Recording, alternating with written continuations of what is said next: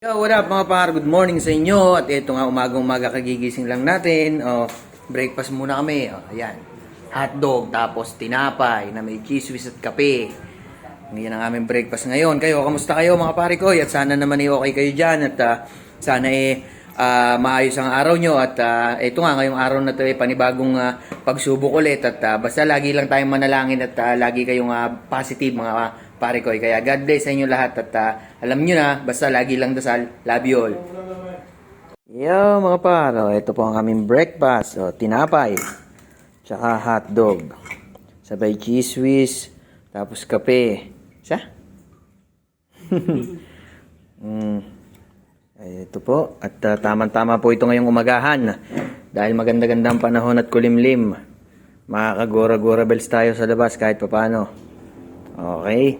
So breakfast na mga par. At God bless sa inyo lahat.